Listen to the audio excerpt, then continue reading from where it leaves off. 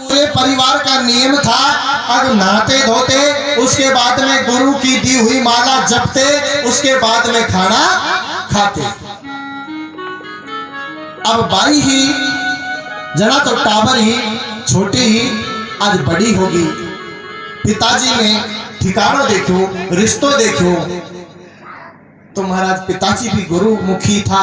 पिताजी ने विचार किया कि मेरे घर में तो राम का इतना नाम है जिसकी कोई सीमा नहीं है, और जिस घर में मैं लड़का देखने के लिए आया हूं, इस घर में राम का नाम तो दूर, राम नाम का कोई खटका भी नहीं। लेकिन पिताजी को विश्वास था अगर मेरी बेटी गुरुमुखी है, अगर वो इस घर में आएगी तो इस घर में भी वो राम नाम की अलख जगा देगी, इस घर में भी वो राम नाम पैदा कर देगी। अपने पिता को भरोसा था, लेकिन राम के नाम में कितने दुख आते हैं, भगवान की भक्ति में कितना कष्ट आता है, वो अब देखना माताओं। बेटी का ब्याह हो गया,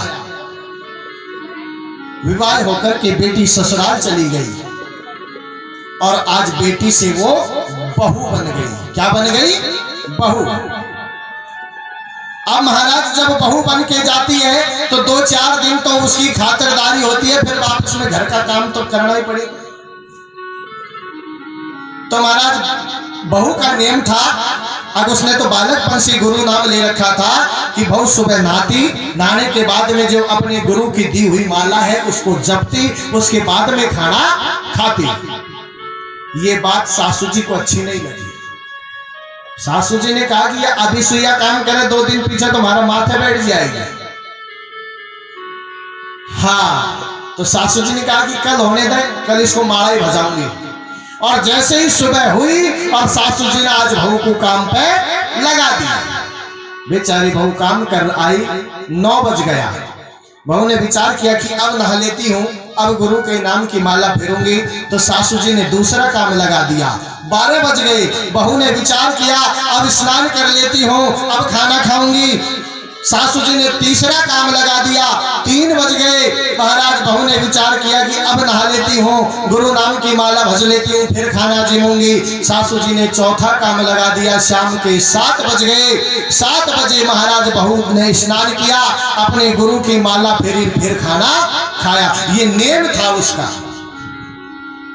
महाराज जब पिता के घर से वो बेटी थी, बड़ी मोटी थी, अब महाराज सुबह का यहाँ काम करती, शाम को 7 बजे स्नान करती, गुरु के नाम की माला भजती, उसके बाद में शाम को 8 बजे खाना जिमती। महाराज जब अपने पिता के घर से वो आई तो बड़ी हष्ट, और आज यहाँ आकर के महाराज सुबह की बेचारी शाम को खावे तो एयान की होगी, बड़ी पतली होगी। एक दिन की बात है, उस बाई के गुरुजी उस गांव में होके जा रहे थे, तो उसने विचार किया कि यहाँ मेरे भगत की एक बेटी है और वो मेरी शिष्या भी है, चलो मैं चलता हूँ, तो आज उससे मैं मिल चलता हूँ। महाराज जब गुरुजी उस बाई के ससुराल में गए तो गुरुजी देखते ही रह गए कि बाई तो पिता के तो घनी मोटी ही और यहाँ आन किया होगी। तो बाई बोली रे गुरु महाराज आ तो थाकी देने मारी तही कोनी, जिथे माने गुरु नाम नहीं देता तो माने शाम रे 7 बजे खानो नहीं जीमणो पड़तो, आप तो सुबह बिना नहाया धोया ही जीम लेता। गुरुजी कह रहे भाई जितनी ताकत राम जी रा नाव में संसार में है, उतनी ताकत तो कोई दूसरा नाव में है ही कोनी थी, यान काई गैर बात करो। महाराज गुरुजी ने कहा कि बेटा संसार में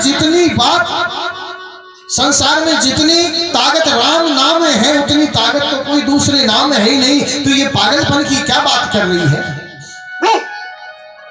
तो उसने कहा कि गुरुजी ये आपकी देन है, सुबह से काम करती हूँ, शाम को 7 बजे काम पूरा होता है और गुरुजी 8 बजे खाना खाती हूँ, हालत मेरी यह है। गुरु ने कहा कि भाई मैं एक दूसरा मंत्र देता हूँ, इसको कल भजना। और इतना कहकर के गुरुजी मिलके चलते गए। जैसे ही सुबह हुई और बहू की पहली ड्यूटी थी क्या, जो वो गोबर होता है ना छाना थापने की, अब भाई को मंत्र याद आया कि ये मंत्र काम करता भी है या नहीं करता है। तो बाई ने कहा कि मैं करके देखती हूँ।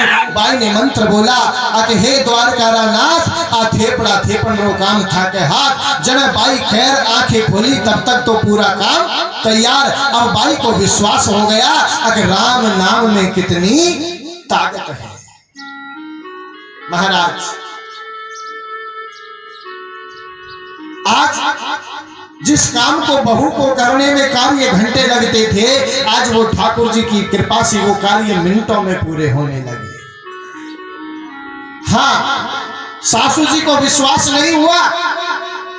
सासू जी ने विचार किया कि अब मैं देखती हूँ ये कैसे करती है। बहू के आगे कई बोरी लाके नाच ढाल दिया, धान पटक दिया, बोले साफ कर इसको। सासू ने विचार किया तो शाम हो ही जाएगी इसको। लेकिन अब बहू को चिंता नहीं थी, क्योंकि गुरु महाराज के दर्शन हो गए। क्यों? दुख का निवारण कौन करता है? आए हुए हमारे इंसान के ऊपर कोई कष्ट आ जाता है, उसका निवारण कौन करता है? गुरु महाराज। ज्ञान यानी होता है ज्ञान, रू यानी होता है अंधकार। जो हमें अंधकार से निकाल करके हमारे अंदर ज्ञान रूपी प्रकाश डालता है, वही गुरु होता है। आज बहू को कोई चिंता नहीं थी। बहू ने कहा बोले माता जी, माँ जी काम हो जाएगा, आप जाइए। बहू ने अंदर से आगन लगा ली, एक कोने में बैठ गई और जोर जोर से कहने लगी, रे द्वारकारा नाथ आप पीसनो काम था के हाथ। तो महाराज ठाकुर जी की कृपा से सारा कार्य होने लगा। सासू जी ने पीछे से छिप कर के देखा, अगर बहू कोने में बैठी हुई है, राम जी का नाम ले रही है और क्या कह रही है कि हे द्वारकारा नाथ आ काम करन हो था के हाथ। तो आज सासू जी ने विचार किया अगर बहू मेरी कितनी चौकी है। वो घबरा गई बेचारी और अपने पतिदेव ससुर जी के पास गई और कहने लगी कि अपनी बहू कुछ जानती है, कुछ जादू टोना जानती है। बोले आइए। अरे अपने इतना इसे दुख दिया, इतना कष्ट दिया, लेकिन अभी तक इसने अपने बारे में कुछ नहीं बोला। और महाराज उन्होंने आगल खुलवाई और आगल खुलवा करके महाराज अपनी बहू के चरणों में गिर गए और गिर करके कहने लगे कि हे बहू तू सब कुछ कह ले, लेकिन ये बात मत कहना रे द्वारकारा नाथ आ बूढ़ो और बूढ़ी आ सासू जी ससुरो तेरा हाथ। तो पता कौन हमने तो कितना दुख दिया ही, और ये द्वारका नाथ मारो काई हाल करेगो और काई नहीं करेगो। बहू ने कहा बोले हमारी एक शर्त है। बोले काई? बोले सुबह थे हमारे साथ में नहाओगा? बोले नहावागा। बोले थे हमारे साथ में जो मैं नाम बोलूंगा भजोगा? बोले भजागा। महाराज जिस घर में कोई राम नाम था ही नहीं, जिस घर में राम की महिमा कोई जानता नहीं, आज महाराज उस घर में प्रत्येक परिवार के सदस्य में उस बहू ने, एक बेटी ने राम नाम के अक्षर की जागृति को पैदा कर दिया। लेकिन कष्ट कितने झेलने पड़े, दुख कितना उठाना पड़ा। अगर महाराज जो सुबह का भोजन था वो शाम को खाना पड़ा। तो महाराज राम जी का नाम कहना घना सरल है, लेकिन राम जी के नाम को लेना बहुत कठिन है। राम जी के नाम को लेने में कितनी कठिनाई आती है, कितने कष्ट आते हैं महाराज, इनको तो उन्हीं को पता है जिन्होंने मेरे राम जी के नाम का स्मरण किया है। बोलिए गोविंद भगवान के जय हो।